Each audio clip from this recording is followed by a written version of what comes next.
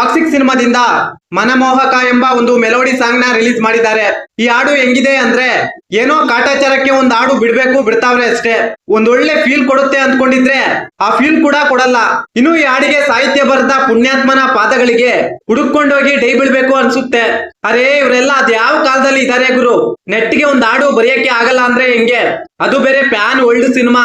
800 ಕೋಟಿ ಬಜೆಟ್ ಇರುವ ಇಂತ ಮೂವಿಯಲ್ಲಿ ಇಂತ ಭೋಜ್ಪುರಿ ಸಾಂಗ್ಸ್ ಗಳಿಗೆ ಅದ್ಯಾರು ಮ್ಯೂಸಿಕ್ ಮಾಡ್ತಿದಾರೋ ಗೊತ್ತಿಲ್ಲ. ಸಾಮಾನ್ಯವಾಗಿ ಒಂದು ಸಿನಿಮಾ ವರ್ಷಗಳ ಕಾಲ ಜನರ ಮನಸ್ಸಿನಲ್ಲಿ ಉಳಿಬೇಕಂದ್ರೆ ಆಳವಾದ ಸಾಹಿತ್ಯ ಬೇಕೇ ಬೇಕು.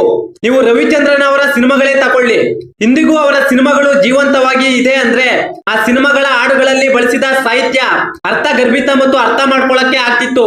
ಇತ್ತೀಚೆಗೆ ಬರ್ತಿರುವ ಈ ಪ್ಯಾನ್ ಇಂಡಿಯಾ ಸಿನಿಮಾಗಳಲ್ಲಿ ಸಾಹಿತ್ಯ ಯಾವ್ದೋ, ಟ್ಯೂನ್ ಯಾವ್ದೋ, ಮ್ಯೂಸಿಕ್ ಯಾವ್ದೋ ಒಂದೂ ಗೊತ್ತಿಲ್ಲ. ಎಐಗೆ ಕೊಟ್ಟು ಮಾಡಿಸ್ತಿದ್ದಾರೆ ಅಂತ ಕಾಣುತ್ತೆ.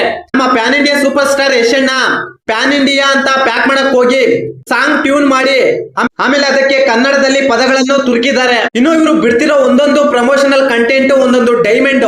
ಆ ಮ್ಯೂಸಿಕ್ ಅಂತೂ ಕೇಳೋಕೆ ಆಗಲ್ಲ, ತುಂಬಾ ಇರಿಟೇಟ್ ಮಾಡುತ್ತೆ. ಯಾರ್ಗುರು ಈ ಹಾಡನ್ನು ಆಡಿದ್ದು? ಒಂದೇ ಬೇಸಲ್ಲಿ ಕತ್ತೆ ಕಿರ್ಚಿದಂಗೆ ಕಿರ್ಚ್ಕೊಂಡು ಹಾಲಿವುಡ್ ರ್ಯಾಪ್ ಸಾಂಗ್ ತರ ಆಡವ್ರೆ. ಯಶ್ ಅವರಿಗೆ ನಿಜವಾಗ್ಲೂ ಆಕ್ಟಿಂಗ್ ಬರುತ್ತಾ? ಯಾಕೆ ಮಾತು ಹೇಳ್ತಿದೀನಿ ಅಂದ್ರೆ ಈ ಹಾಡಲ್ಲಿ ನಮ್ಮ ತಾರಕ ಮತ್ತು ಯಶಣ್ಣನ ಕೆಮಿಸ್ಟ್ರಿ ವರ್ಕೌಟ್ ಆಗಿಲ್ಲ. ತನ್ನ ಹಳೆ ಲವ್ವರ್ ನೆನಪಿನಲ್ಲಿ ನಮ್ಮ ಯಶಣ್ಣ ಇನ್ನೊಬ್ಬಳ ಸವಾಸ ಮಾಡ್ತಾನೆ.